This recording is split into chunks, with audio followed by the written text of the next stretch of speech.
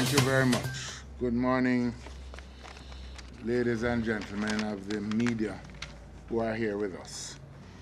I can say generally that we had a very successful Conference 2019 in the People's National Party this year. That's our assessment. The conference began on September 7th with the presidential elections.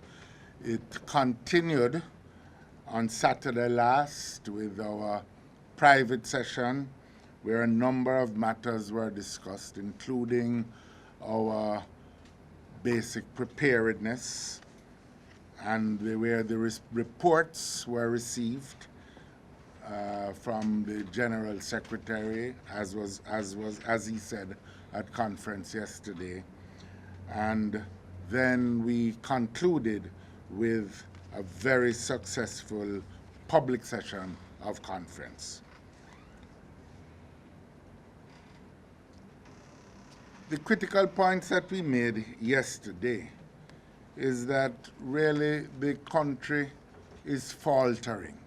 It's faltering from mismanagement, bad policies, which are aggravating the general sense of injustice and unfairness which is being felt by many, many Jamaicans.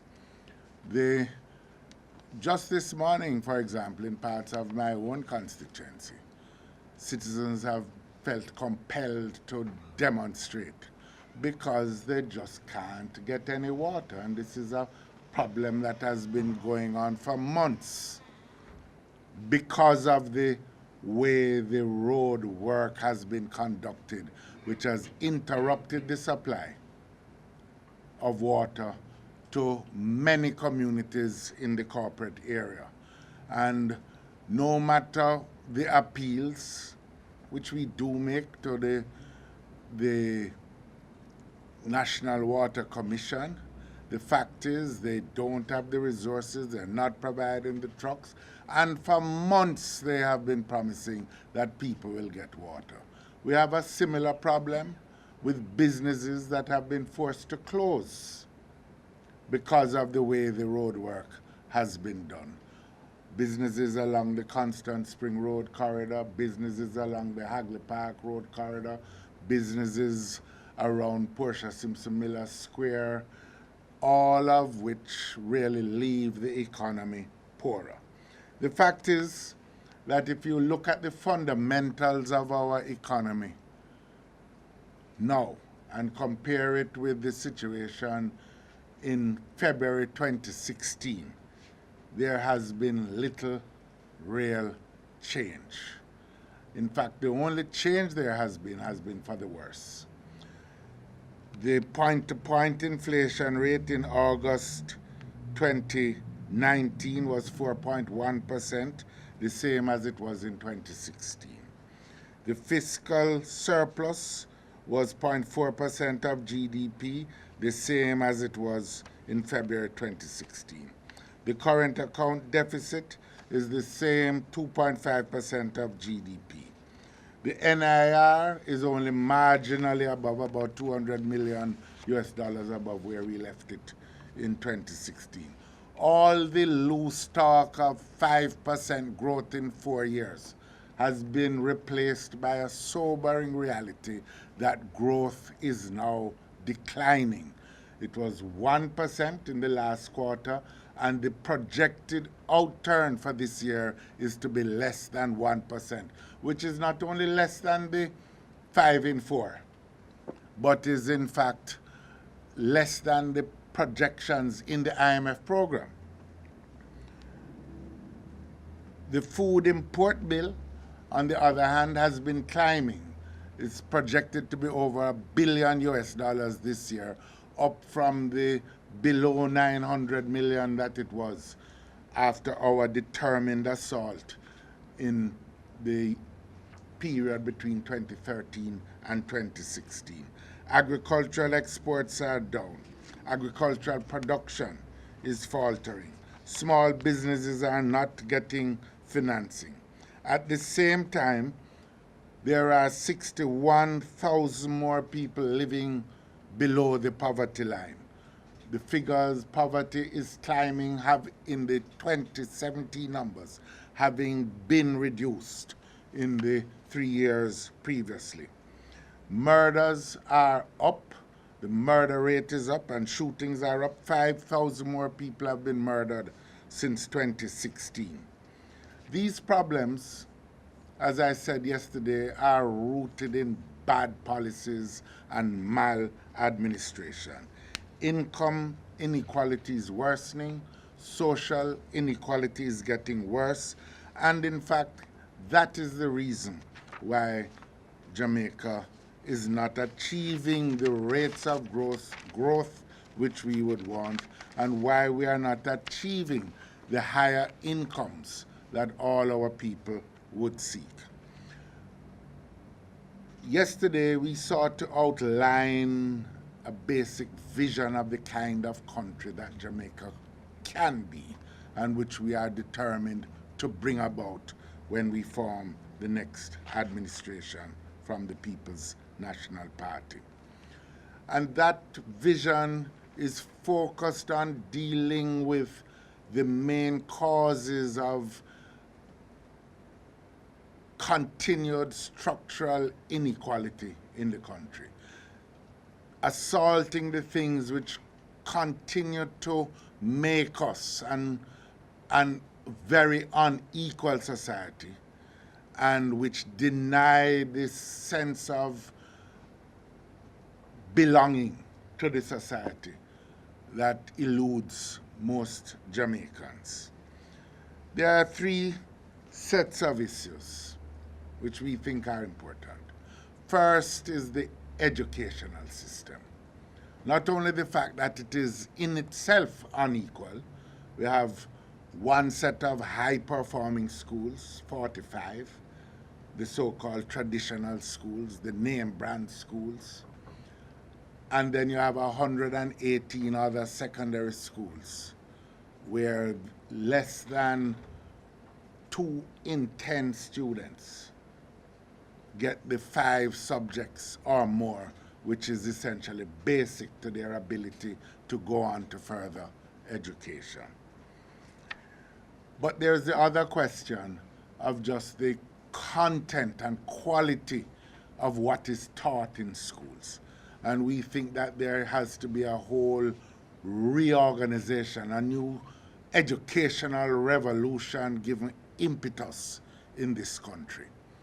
And that in turn will require the most massive mobilization of the society as a whole, akin to what we did during the 70s as a country with Jamal, when we made the assault on illiteracy in the country. And we indicated that we would establish an institute for educational excellence within the framework of the Ministry of Education, and which would be charged with raising the performance levels, particularly in the underperforming schools, and mobilizing the voluntary participation, which is going to be absolutely essential for this, to mentor teachers, to prepare principals for the leadership roles in which they have to operate, to mentor students, to mentor parents, and to provide, through volunteer effort, the kinds of supports that will be needed for the schools in terms of teachers in the science areas, music, etc. We also reaffirmed our commitment to making tertiary level education more accessible, especially to the poorest in the country. Our first in family commitment remains ironclad for the first in the family to get a full scholarship from the government of Jamaica when they qualify. The second pillar of focus in our effort to deal with inequalities, to focus on housing and the distribution of land. Now I hear some people talking as if squatting is something that emerged in the last 20 years or something. It is a misunderstanding of the real history of our country. 2 points need to be made. First of all, the people who are forced to live in these informal communities are not lazy people, worthless people, or anything of this sort. They are the descendants of the people who from 1838 were never given a leg up, never given a helping hand to overcome the burdens that had been placed on them over that period. There have been successive efforts, beginning with the land settlement programs under Norman Manley's government, Lend-Lease, Land Lease in the 1970s, Operation Pride in the 1990s, LAMP program in the 2000s, but none of these have either operated on the scale or with the urgency necessary to seriously dent this negative historical inheritance. And so we set up a commission in the party. They have identified the pathways to getting titles in the hands of people. And we have also identified a way in which we can assist with the housing needs of these sections of the population once the titles are in place.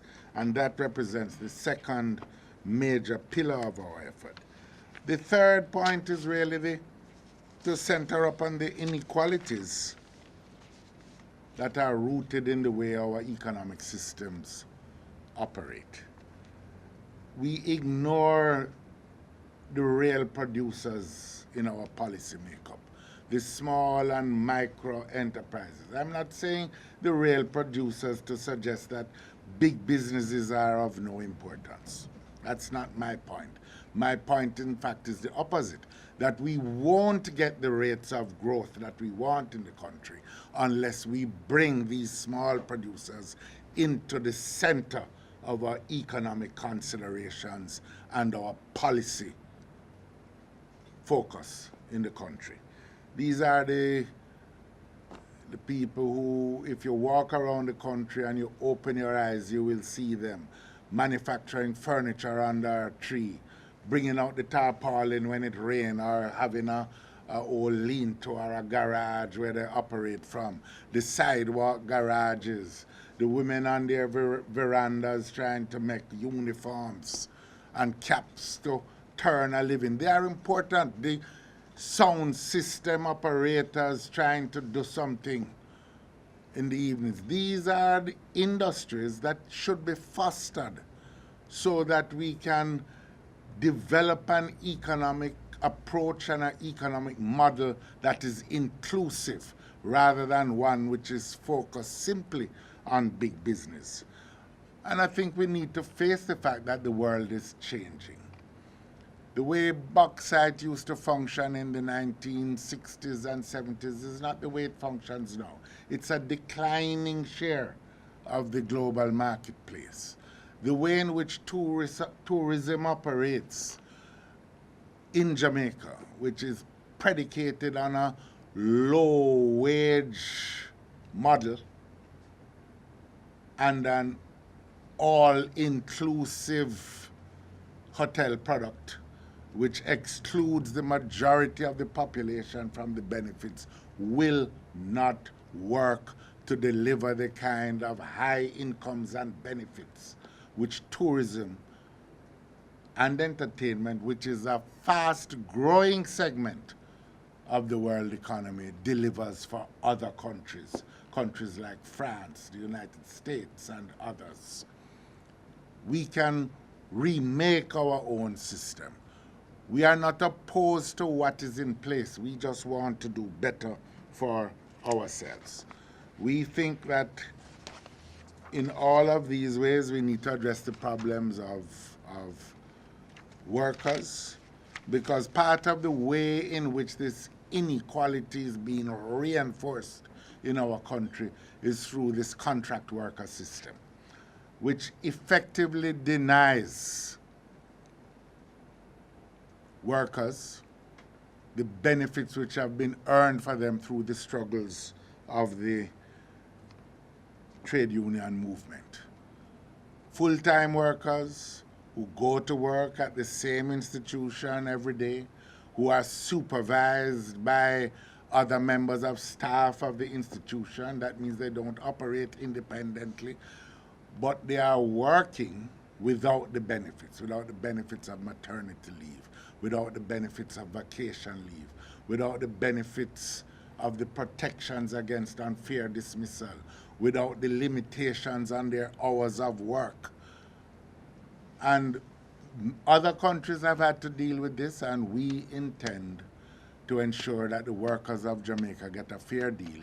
And one of the things that we intend to do is to pass legislation so that any worker who in every respect is a full-time employee will get the benefits due to full-time employees according to law.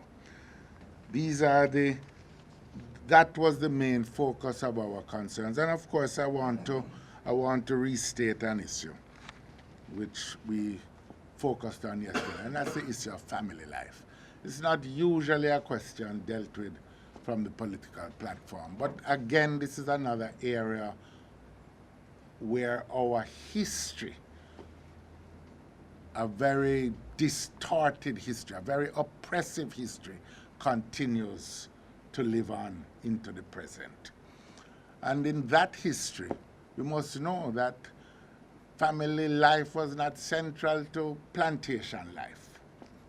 Family life, in fact, plantation life set out to destroy any notion of family in our country. And we have carried it on for too long. And the result is to be seen in a lot of the psychological maladjustments, which our own researchers tell us are responsible for driving crime. The patterns of abuse in the family setting, which so many of our young men experience, drive them to a life of criminality. So on the one hand, we kind of ignore these problems, and then we try to spend money on catch-up afterwards. It won't work. We have to face these things head-on. We don't think you can legislate people to just have healthy family life, but we intend to establish a Ministry of Social Transformation, and we intend to establish an Institute of Family Life for the promotion of family life within this ministry, so that we can encourage our young people to recognize the benefits of children growing up in a healthy environment, so that we can combine our energies with the churches and other citizens groups who have an interest in this matter, and so that we can promote a healthy society. A healthy society, a strong society, begins with a strong family, which leads to strong communities, and strong communities lead to a strong country. So we will deal with all of these matters, and we, as I had indicated before, by the end of next week, we will have announced the new makeup of the shadow cabinet to take us forward as a party. We are effectively, since we don't pick when elections are called, we have to be prepared. And we therefore took the opportunity at our conference to begin our election watch and to finalize our organizational preparedness. That's why the headline of our conference was work, organize, to win. Wow. That's a wow. Thank you. Any questions? Just identify yourself and the media house you're from. Prince Moore, RJ. Dr. Phillips, as you touch on the shadow cabinet, will there be any drastic changes in the makeup of the shadow cabinet? I don't know yet. I haven't really given it the kind of sustained, detailed thought that I need to give it. I know that we want to concentrate on those who are coming into political life, not those who are leaving political life. That's one principle that I've settled in my mind, that we need to encourage the young members of parliament. I know that it needs to be people in the parliament, because the first duty is to be able to respond to the government in the parliament or in the Senate, so that I know that principle as well. And we need to really look at some of the performance that has gone on and make assessments. That is the part that I haven't fully wrapped my head around. Will the makeup comprise of persons who formerly supported Peter Bunting? I would think so, once they're willing to serve. I can't tell you everyone because I don't know, but yes. I mean, as I said yesterday, we are going to be president of the whole party. We carry no sense of vindictiveness, no sense of bias, no sense of settling scores. We want the whole PNP to be organized, but that won't mean that I will not exercise my judgments as I see fit. A couple of questions. I wanted to see if you could put some flesh on some of the proposals that you put on the table yesterday. Firstly, the NHD. How will you be able to, if you can at this point, because I know it's early days yet, but how will you be able to tweak the NHD to get it to operate in the way that you announced yesterday as a kind of partner? That's one. No, yeah, it is already operating as a kind of partner. Right. Meaning So that, everyone, yeah, how will you be able to tweak the operation to get it to deliver the commitment that you've made? That's one. Two, in terms of squatting, you said that you've already identified the laws that needs to be amended to achieve the objective that you want to achieve. Can you give the public an indication of how soon in a PNP administration would they see this legislation coming to Parliament? all right.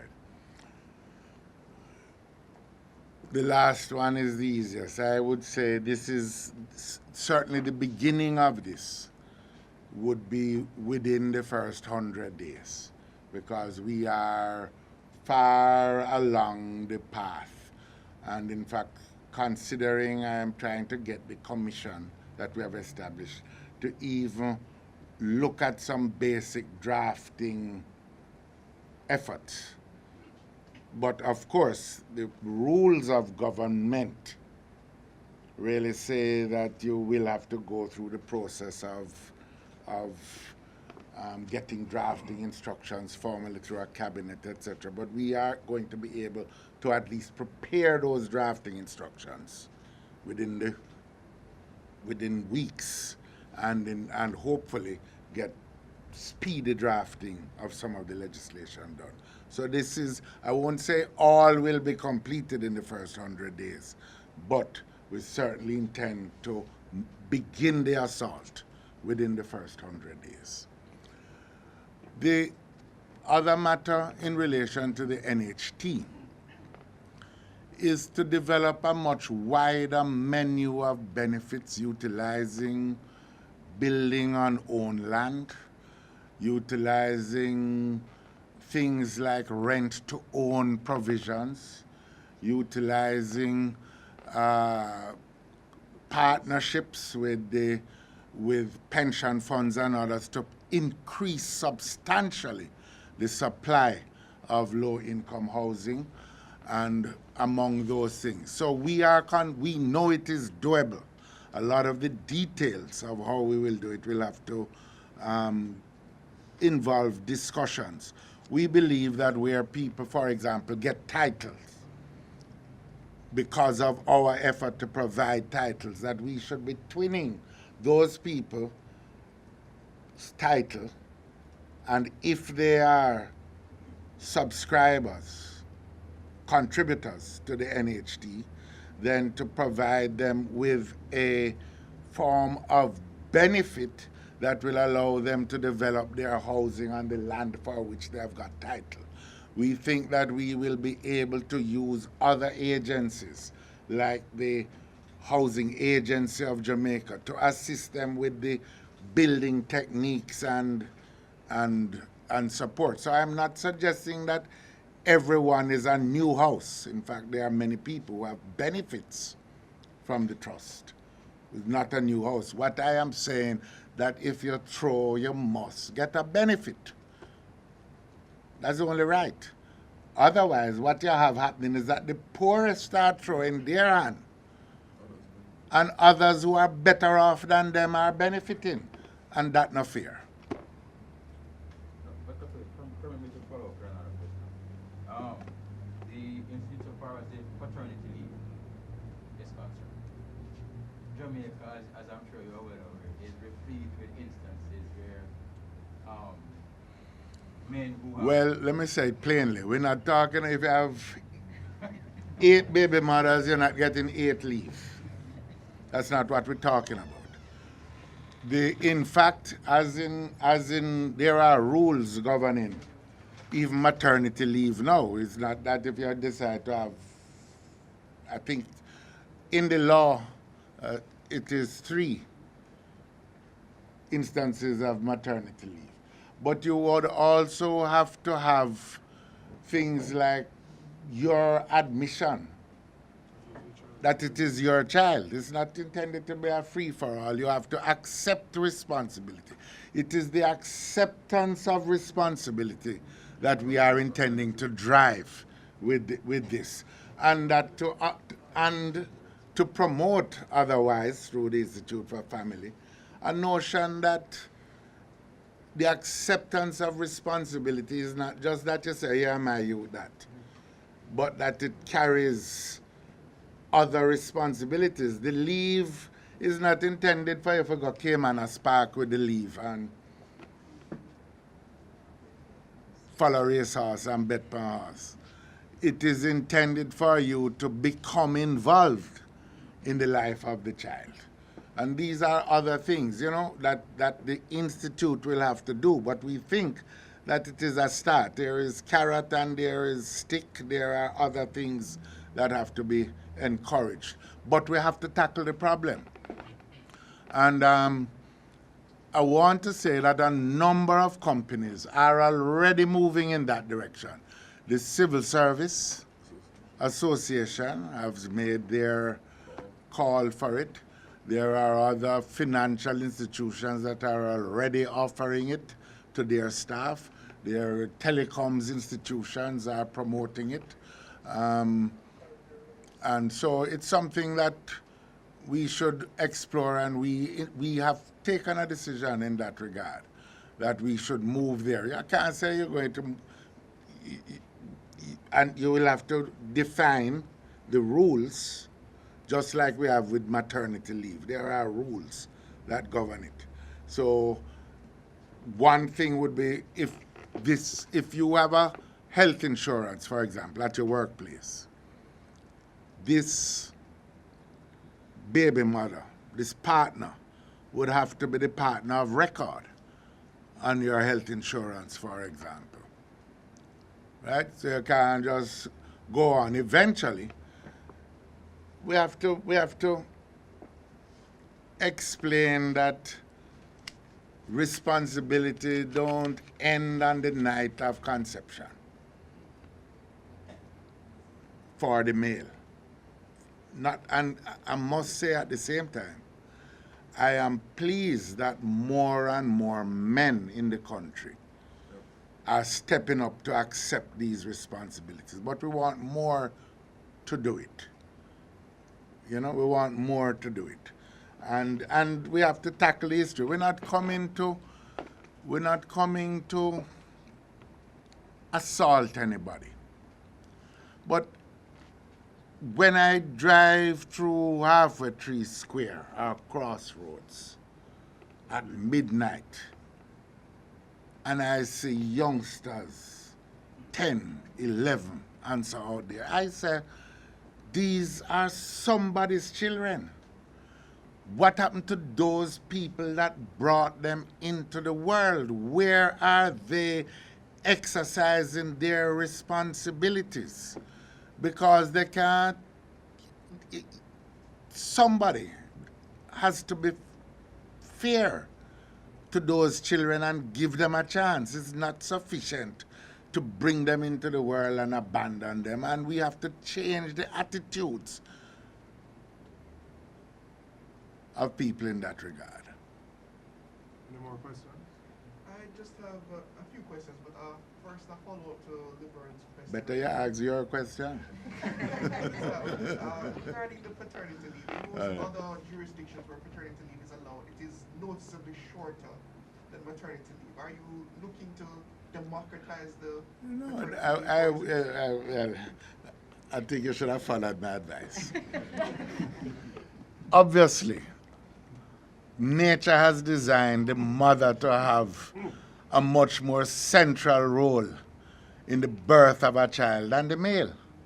And so I wouldn't call the fact that there's a difference in the leave as an act of democratization. I just think it's an act of good sense to recognize that it is the mother who has 9 months of pregnancy and is tied by virtue of the need to feed the child, breastfeeding, etc., to the child in those earliest months. That is why mothers get a longer period of maternity leave than paternity, than fathers get.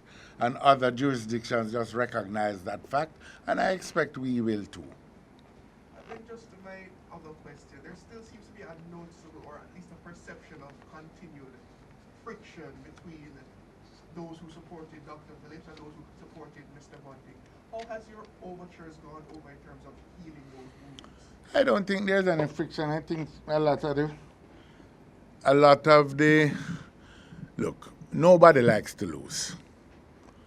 So people will feel hurt. But you know, I think that if we look at the history of contests it requires a certain maturity in the type of political system that we operate, whether at the national level or within the party, to just deal with the realities of life. I'll give you some examples. Michael Manley won the presidency by less than 20 votes between him and Vivian Blake. There was never any expectation that Blake was going to have the same command of the party's direction that Michael Manley had, and the history of Michael Manley's presidency is very, very great, well known in the country. Look at another example on the national level. In February 2016, one seat separated the JLP from the PNP. In the closest of the seats, it was 124 votes. But there was one prime minister of the country who had the power to form a cabinet and do all the things that were done. That's just how the law works. I think there are many people who create an impression that something wrong is happening. Nothing wrong is happening. We recognize that in the party we want everyone to step up to the plate, but we also have structures in the party. I am the president. There are vice presidents who are recognized by our constitution. They have a role to play. They have been elected. No one's role supersedes theirs in the constitution of the party. We have a general secretary, deputy general secretaries. They have also been elected by the structures. It works that way nationally. It works that way in the party. It is the act of leadership and governance now to be inclusive. We're not seeking to oppress anybody. But a notion that people are being denied something that is due is not an accurate notion. One more question. You have been in politics for a very long time. what would you say to the Jamaican who is weary of the proposals that you put on the table? Somebody who would say, well, Which one? Politicians make all kinds of announcements, especially when it's close to an election. What would you say to that person who is weary of the things that you are putting on the table? What I would say is this. The good book says we should not weary of well-doing. I can acknowledge, and I do acknowledge, that our political process has not been perfect. But then none is perfect anywhere. The fact is, we have to tackle the real problems that exist.